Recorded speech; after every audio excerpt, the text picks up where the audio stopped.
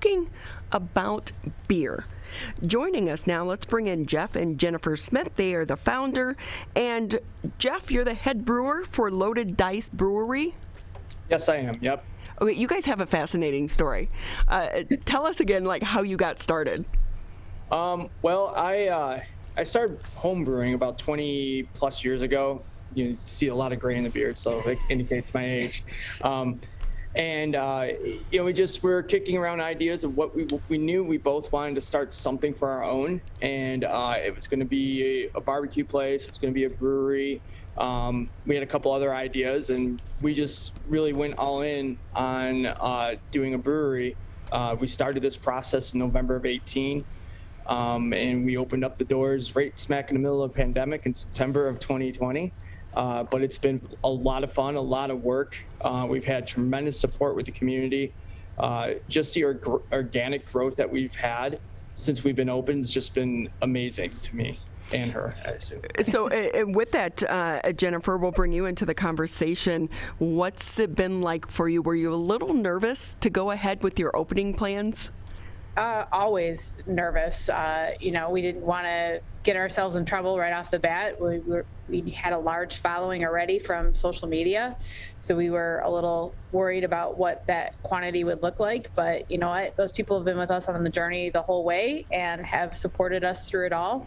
So it took off really well and is still continuing to grow, so we couldn't be happier. I feel like the craft beer industry is a community within itself. And for sure. So what's it been like because of the closings and the opens and the restricted hours? We know as a new business, it can be hard to get some of the federal funds because you were open last year to be able to provide your tax returns. Right. What's that process been like for you? It's been a cold, really hard stop on all of it. As soon as I speak to somebody who gives me like a little glimmer of hope, they're like, oh, you didn't have any revenue in 2019, and we don't have any employees.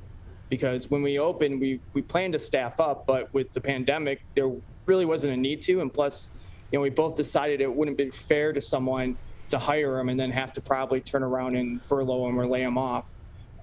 So we just been working hard, her and I alone. We do have some help from my, family and friends, but it's been really limited. It's been tough because we want to go and bigger and do better things, but we have to gauge that based upon the availability of being open and what we can do and what we can have, here as far as capacity level. Yeah. So when you see the numbers surge, does it stop your heart a little bit? Because you're like, if we get closed down again, how are we going to survive? That's probably one of the benefits of being a new to the business right now is we don't have any set ways. We're not a habit of routine yet. Everything is new and adventurous to us, so we can keep moving and keep changing and keep shifting because we don't have set routines that we have to do. So we've rolled with the punches, and luckily our followers have come along. Yeah, one of our regulars told me about a week ago, it's like you just had like a really long soft open with a few pauses here and there. So exactly. It's been pretty it's caused a lot of anxiety. I mean, anytime you open up a business, period, it's going to be anxious. We've never opened up a business, let alone take on something like this. So it's been a huge learning curve, and we've had to pivot several times throughout this whole process. And so I have to ask, because we do know so many couples are spending more time together than ever, a little bit more than what they want. And I'm looking at the two of you. I was so excited yesterday because my husband actually went into the studio, to the office. He left the house. I was like, oh my gosh. It's just me and the dog tonight. How are you two doing as a couple? Well, because we've been able, we both still have our 9-to-5 jobs. And we've actually, because we also have kids at home, I work from the brewery during the day because I needed bandwidth to do my job of internet capacity. And with her being online and our 3 kids being online, it was next to impossible to do any kind of work productively. So I've been here. So like we haven't had that dynamic to where we've been around each other all day, every day. But I mean, I like her a lot, so. I mean, It's been nice because we've been able to do the trade-off of who's got the more important meetings and needs to go to the quiet space, and who gets to deal with the Zoom crashes and and my internet's lagging at home. yeah. Right. We've all experienced that as well throughout this pandemic. So at least people are a little bit more understanding on the other end of that Zoom call, right? Right. So, Jeff, now, do you both brew, or is it mainly you come up with the different beers, Jeff? I do probably 95% of the brewing. She's more of a chemist. I'm more of a chef, I guess, or she's more of a baker than I'm more of a chef. So she has been picking up a lot of the slack, with, I mean, not only just the brewing end of it, but the cleaning, which is, something I don't particularly care for, but need to do. And because I'm this, the one who's doing a majority of it, I can't keep up. So she comes in, and we actually have the kids that come in and help clean all the equipment and stuff like that. And she's actually been learning more and more as we go. And I want to put a little bit more of the brewing responsibilities on her, because there's no reason for her not to. She'd actually probably supplement me quite a bit in the regards of like precision and things like that, because when I say I'm a chef, I don't add a teaspoon, I add a pinch kind of thing, and she measures everything, levels it off. So, But that's where he does all the cooking at home, because I'm not great with what flavor profiles and go together, and he'll just come up with something off the top of his head. I'm going to put this, and this together. And I'm like, sure, that sounds great. So with that, we're talking with Jennifer and Jef Smith, Loaded Dice Brewery. And so what are some of your most popular flavors of beer? Well, we rotate out pretty regularly. So my whole thing for the first year was I have probably about 120 recipes I want to kind of blow through and then really pick out which ones we think perform the best. So far, we probably identified a handful of them. So one of them is a Hefeweizen, which is a German wheat beer that I add a little bit of a smoke malt to it. So people say it's like a campfire feeling in a beer. So that's called the Hef Smoking Jacket. So that's been really well received. I do a series of stouts that I add in different adjuncts for flavors. Right now we have one on tap. It's called All In Stout, and it's flavored with coconut, caramel, and chocolate. Ooh, that sounds like a good one. Yeah, those are my favorite. And then I have a series of New England IPAs that kind of go up the scale in alcohol content. And it's the side bet series. So there's easy side bet, juicy side bet, and boss side bet. So they go from 5.5% to about 7% to about 10.5%. So with that, I know every year they do the big festival for the craft brewer, like craft beer. There's one in Grand Rapids, and then the one downtown at Eastern Market. Tickets sell out. But this year, obviously, we weren't able to have those festivals. How important to your industry is to attend that, to be able to get word out about the beers that you make? I think it's pretty critical. It's hard enough because, as you know, Michigan is a saturated market for craft beer. I mean, it's one of the better ones in the nation. And for new breweries, we have to rely on, word of mouth and social media. We can't afford to do massive marketing campaigns. I mean, we're a small brewery, like probably one of the smallest in Michigan. We have an 1,800 square foot space. We produce 1 barrel batches, and that's why we're able to turn things out pretty quickly and change directions on a dime.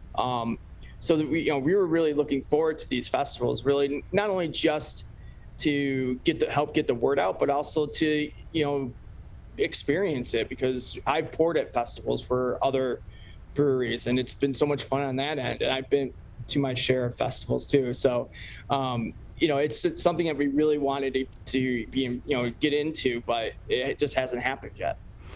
So with that, what are your hours and where are you located? So we're located in Troy, Michigan, on Maple and Rochester. So if you get off on Rochester Road off of 75, you'll head southwestish. But we're in a strip mall that doesn't face the street. It kind of goes perpendicular to it. Our hours, we are actually just added a day. We were originally Thursday through Saturday, but now we're going to be open on Sundays. So Thursday, Friday, Saturday, 4 to 9, Sundays 12 to 5. And we do have food trucks. Pretty much every day we're open. And we rotate through a different variety of food trucks. We are closet foodies, so we like variety. Our kids are joining in on that as well, and they want different foods all the time. So we try to switch it up. We do have some regular ones that we really like, and they will work. They're great partners in this.